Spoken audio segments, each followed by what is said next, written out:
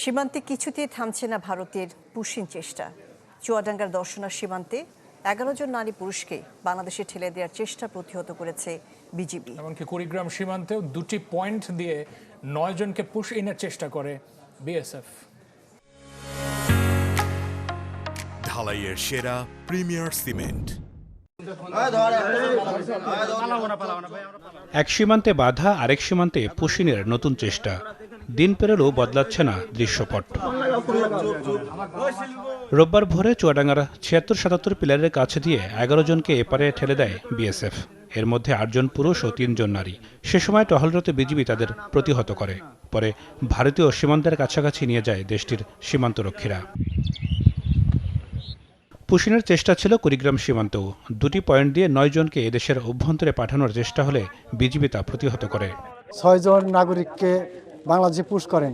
তখন আমরা সাধারণ জনতা সকলে মিলে সেই 6 জন নাগরিককে আটক করে বাংলাদেশের বিডিআরের সুবেদার ছিলেন শফিকুর রহমানকে জানাই ঘটনা। তখন উনি বিডিআর সদস্য আসেন, এসে তাদের সহযোগিতা নিয়ে তাদেরকে ব্যাক করার চেষ্টা করেন। এখানে এই ভারতের প্রায় 150 গাছের ভিতরে আছে তারা। জয়পুরহাটে এক বৃদ্ধকে ঠেলে দেওয়ার চেষ্টায় উত্তেজনা দেখা দেয় সীমান্তে। বেশ কয়েক ঘন্টা তাকে বসিয়ে রাখে বিএসএফ, আর এপারে সতর্ক অবস্থান ছিল বিজিবি ও স্থানীয়দের। এক ফোঁটা রক্ত থাকতে দেও, আমরা অবৈধ নাগরিক আমরা গ্রহণ করব না। আপনারা প্রমাণ সাপেক্ষে যেটা দিবেন সেটা আমরা গ্রহণ করব।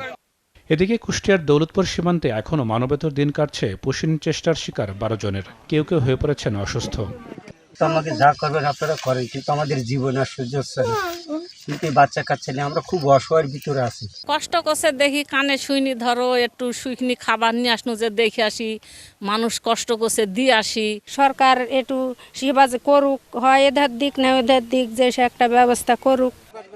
ঘটনার 3 দিন পার হলেও কোনো পদক্ষেপ নিতে দেখা যায়নি দুদেশের শীর্ষ কর্মকর্তাদের। যদিও বিজিবি বলছে সমাধানে আলোচনা অব্যাহত রয়েছে। বা বৈধ অনুপ্রবেশ কোনো অবস্থাতেই গ্রহণযোগ্য হবে না।